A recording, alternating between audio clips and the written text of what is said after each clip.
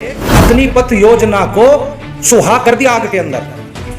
अग्निवीरों के लिए जो लड़ाई लड़ रहे थे उसको दफन कर दिया कांग्रेस ने, और भाजपा चाहती तो यही थी। क्योंकि अगर मेन चीज आती है कि भाई अपना घर बचाए या देश बचाए, तो कांग्रेस ने वही तो काम किया है जो सारे जीवन से करती आ रही है कि अपने परिवार को, अपने घर को बचाने में जुट गए। हमने तुम्हें 70 साल इस देश पे राज कराया है, हमारे बड़ों ने राज कराया है, हमारी लड़ाई लड़ो। तो कांग्रेस ने क्या काम किया? कांग्रेस ने उन बच्चों की आवाज को उठाने के बजाय एक परिवार की आवाज को उठाया। इस बार बड़ा आंदोलन होगा, इस बार बड़ी मुहिम छिड़ेगी। हमारे श्री राकेश टिकैत जी अब की बार पूरे देश को ये बता देंगे कि हम नौजवान साथियों के साथ खड़े हुए हैं और हम इस बिल को भी वापसी करा करके मानेंगे। हम ना तो अपनी फसल बर्बाद होने देंगे और ना ही हम अपनी नस्ल को बर्बाद होने देंगे। अगर ये सरकार हमारी फसल और नस्ल दोनों को छीनना चाहती है तो खबरदार हो जाए सरकार। हमारे दिल में 24 घंटे तिरंगा रहता है, गोड से और नथुराम नहीं रहते हमारे दिल। 52 साल तक आरएसएस के मुख्यालय पर तिरंगा झंडा क्यों नहीं लहराया इन लोगों ने? बताओ, पूरे देश को बताओ ना। अच्छा लगेगा जब देश को बताओगे कि आपने नहीं लहराया। और आज भी क्या करते हो कि नीचे तिरंगा झंडा, ऊपर भाजपा का झंडा। दोगलापन नहीं। एक नाव में बैठो, या तो गांधी को पूजो या गोडसे को पूजो। लो देश का प्रधानमंत्री ये शपथ, कहो नरेंद्र मोदी जी कि मैं नरेंद्र दामोदर दास मोदी आज ईश्वर की शपथ लेता हूं कि मैं। मामला देखो, आपको समझना होगा मामला क्या है। जो भाजपा है वो सफेद मोहरों से खेल रही है, और जो भाजपा चाहती है वही हो रहा है। इसको बहुत गहराई से समझना होगा, क्योंकि भाजपा चाहती है कि वो मुद्दे उठाए, आप उन मुद्दों पर विवाद उठाएं और भाजपा फिर कोई नया मुद्दा लेकर के आ जाए। अगर आप ध्यान से देखोगे भाजपा ने यही तो किया है आज तक। अब भाजपा ने क्या किया? भाजपा ने अग्निवीर लेकर के आए, अग्निपथ योजना के थ्रू अग्निवीर बनाने का कार्यक्रम किया। तो इन लोगों ने क्या किया? कांग्रेस वालों ने उसके ऊपर आवाज उठा दी। तो जब उसके ऊपर आवाज उठाई और इन्होंने सत्याग्रह शुरू कर दिया, तो फिर भाजपा ने दूसरा मुद्दा उठा दिया, ईडी का। तो अब मेन चीज ये आ गई कि आप देश को बचाओगे या परिवार को बचाओगे। तो कांग्रेस ने अपना परिवार चुना। पूरी कांग्रेस ने सोनिया गांधी को बचाने के लिए अग्निपथ योजना को सुहा कर दिया आग के अंदर। अग्निवीरों के लिए जो लड़ाई लड़ रहे थे उसको दफन कर दिया कांग्रेस ने, और भाजपा चाहती तो यही थी।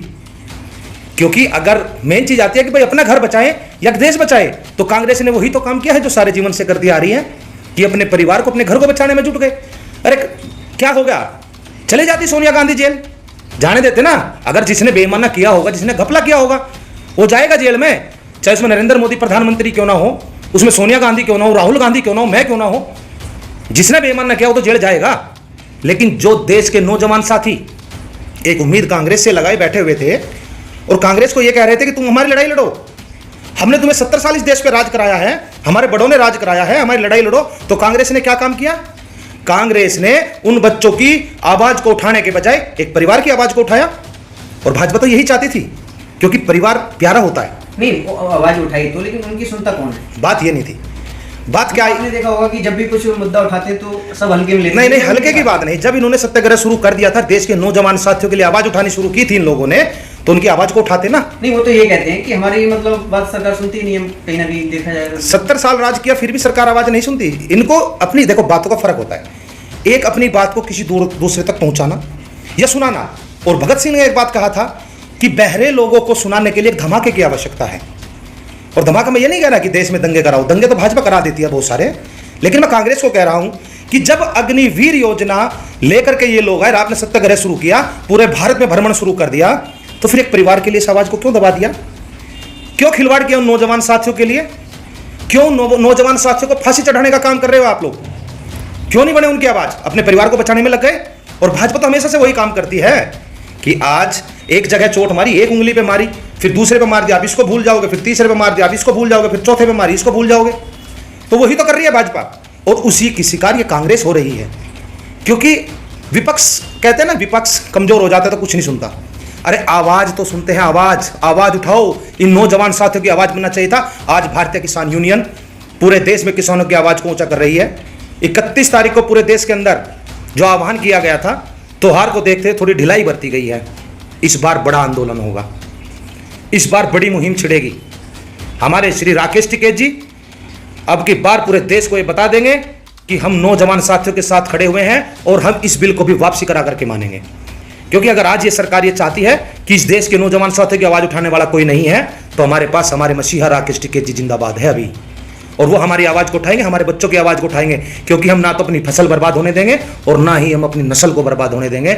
अगर ये सरकार हमारी फसल और नस्ल दोनों को छीनना चाहती है तो खबरदार हो जाए सरकार, क्योंकि आने वाला समय किसानों का समय है, युवाओं का समय है, और ये युवा ही इनको सत्ता में लेकर के आए थे और ये युवा ही एक दिन को सत्ता से उखाड़ करके फेंक देंगे।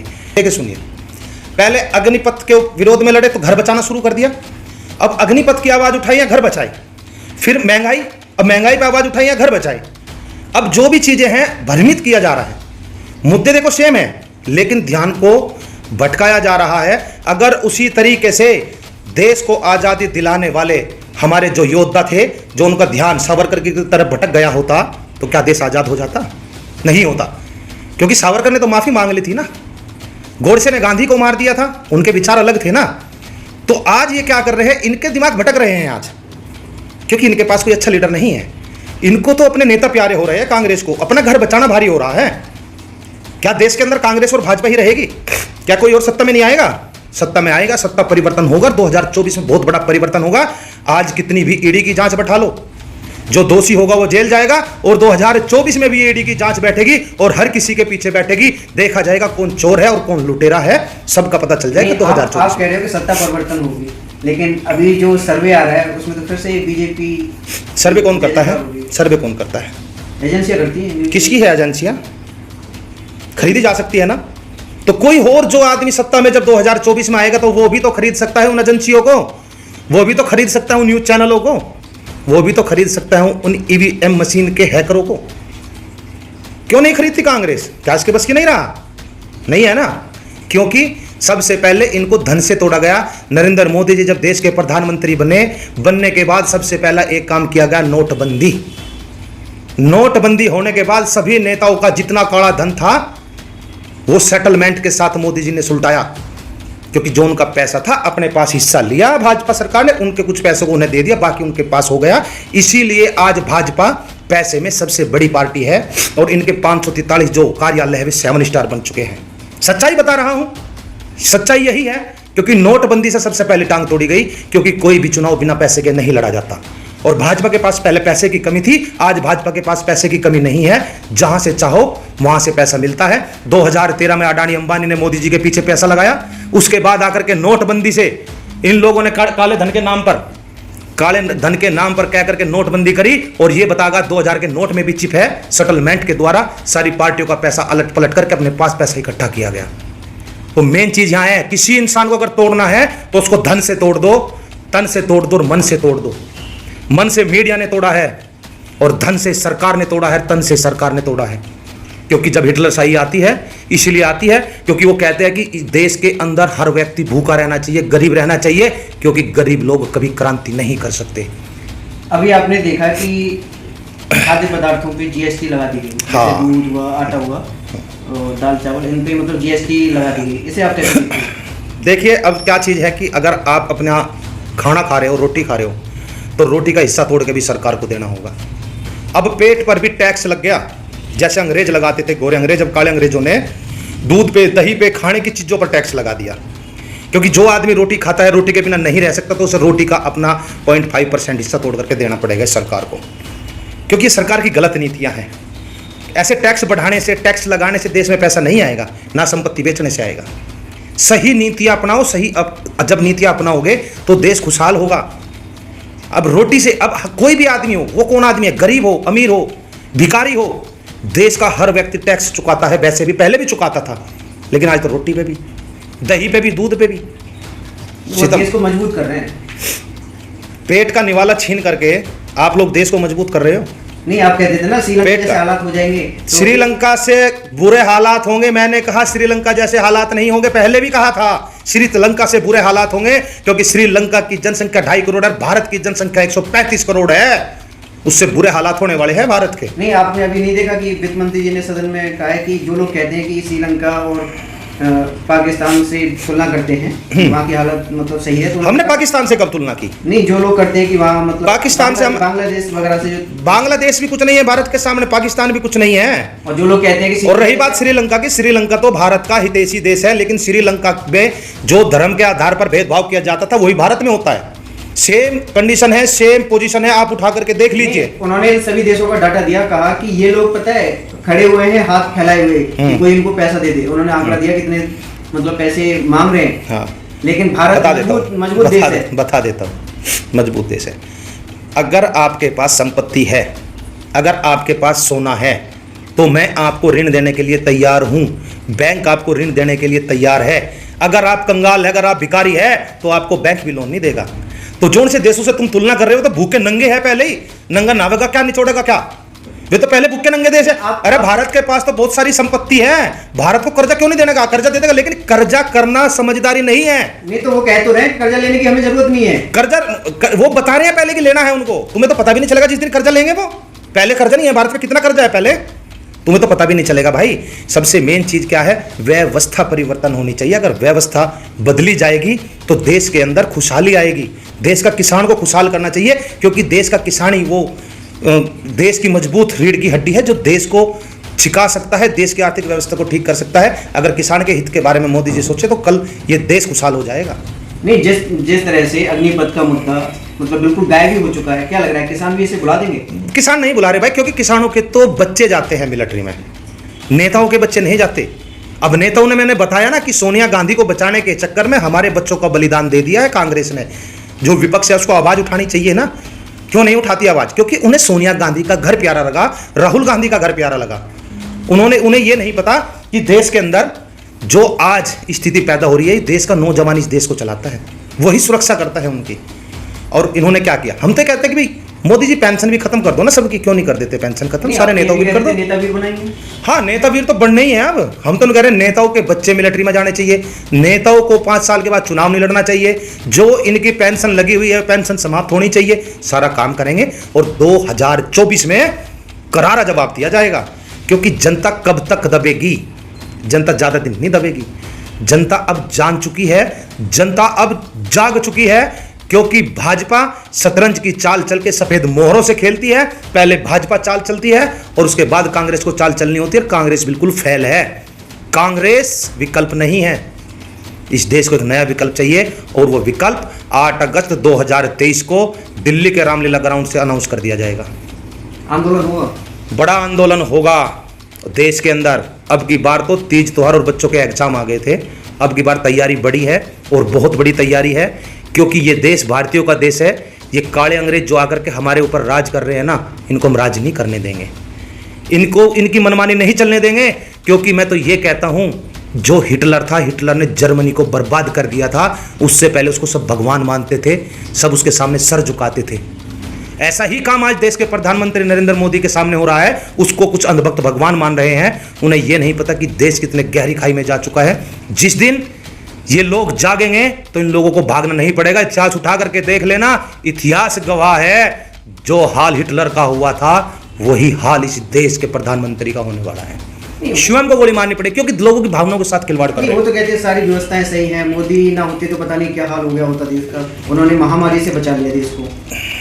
महामारी तो पूरे वर्ल्ड में आई है, पूरे वर्ल्ड को बचा लेते ना, या लेकर के आए हैं जबरदस्ती देश के अंदर। बचा कहाँ लिया? 1,000 करोड़ रुपए खर्च करके देश के अंदर कोरोना लाया गया। ट्रंप के लिए जो स्वागत अभियान किया गया है उसके अंदर लाया गया, तालियां बजवाई गई, भुखमरी ला दी देश के अंदर। आप बताते हो कि इन्होंने महामारी से बचा लिया। आज कहाँ है महामारी? देश को खाई में डाल दिया, धकेल दिया खाई में। अगर उस वक्त ट्रंप को ना बुलाया होता तो शायद आज देश खुशहाल होता और देश के अंदर ये हालात ना हुए होते, क्योंकि सबसे ज्यादा वेरिएंट वहीं से आया था जब ट्रंप को लेकर के आए। आपको मोदी जी के कुछ काम नहीं दिखते? हाँ, हमें दिखते हैं। पूरे देश भर में एक्सप्रेस वे बनवा, हाँ, एक्सप्रेस वे बन रहा भी। मोदी जी एक काम बहुत अच्छा कर रहे हैं कि 15 अगस्त को हर घर पे तिरंगा झंडा होना चाहिए। हम बात का स्वीकार करते हैं नरेंद्र जी के, मोदी जी का इस बात का धन्यवाद करते हैं कि भाई जब भारत देश में रह रहे हो आप, एक हर घर के ऊपर एक झंडा तिरंगा जरूर होना चाहिए। लेकिन उसके साथ हर व्यक्ति को एक शपथ लेनी चाहिए कि मैं अपना नाम लेकर के शपथ लेनी चाहिए कि भारत के किसी भी व्यक्ति के साथ जाति, धर्म, भाषा, लिंग या क्षेत्र के आधार पर कोई भेदभाव नहीं करूंगा। मैं भारत के संविधान का सम्मान करूंगा और मैं अपने नाम के साथ भारतीय शब्द लगाऊं, जैसे मैं लगाता हूं सुनील बालियान भारतीय। लो देश का प्रधानमंत्री ये शपथ कहो नरेंद्र मोदी जी की मैं नरेंद्र दामोदर दास मोदी आज ईश्वर की शपथ लेता हूं कि मैं किसी भी भारतीय के साथ जाति, धर्म, भाषा, लिंग या क्षेत्र के आधार पर कोई भेदभाव नहीं करूंगा और भारत के संविधान का सम्मान करूंगा। तो पूरे देश के अंदर ये तिरंगा लहरा देंगे हम लोग। हम कहते हैं लो शपथ, और हम इस चीज के साथ है कि हर घर पे तिरंगा होना चाहिए, लेकिन साथ में यह भी शपथ होनी चाहिए कोई भेदभाव नहीं होना चाहिए। भेदभाव किस बात का हो ये बताओ? जब हम भारत के नागरिक हैं, जब उस बनाने वाले परमात्मा ने, अल्लाह ने, वाहिगुरु गॉड ने किसी ने भेदभाव नहीं किया, दो चांद सूरज नहीं बनाए, खून का रंग अलग नहीं बनाया, तो ये सरकार कौन होती है? हमें अलग अलग रंगों में भेदने वाली, हमें अलग अलग जाति धर्म में बांटने वाली। SC ST वाले वो जो भी आदमी है, वैसे तो वे हिंदू हो जाते हैं दंगे के टाइम में, नहीं तो SC ST उनको मंदिर में नहीं जाने दिया जाता। क्यों भाई? जब भगवान ने भेदभाव नहीं किया तो आप मंदिरों में भेदभाव करोगे?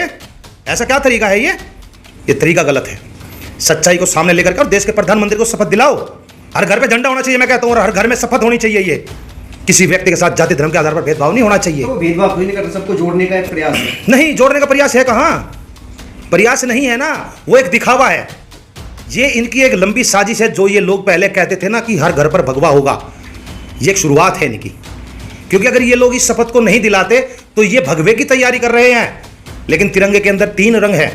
सबसे ऊपर जो केसरी रंग है वो सूरज की किरण से लिया गया है, जो उनसे कोई भगवा बताते हैं। जहां से सूरज शुरू होता है, जहां तक सूरज छिपता है, वहां तक अपना भारत है। बीच में सफेद रंग है, पानी से लिया गया है, बर्फ से। जहां से पानी शुरू होता है, जहां तक खत्म होता है, वहां तक मेरा भारत है। और जो नीचे का सफेद रंग है, किस लिए लिया गया? कहां से? नीचे का जो हरा रंग है, कहां से लिया गया? वो लिया गया है कृषि से, हरे रंग से। जहां से हरियाली शुरू होती है, जहां तक समाप्त होती है, वहां तक मेरा भारत है। और ये लोग रंगों के भेद को 52 साल तक इन लोगों ने तिरंगा झंडा नहीं लगाया। और जो 24 तिल्लियां हैं, वो 24 तिल्लियां दर्शाती है कि हमारे दिल में 24 घंटे तिरंगा रहता है।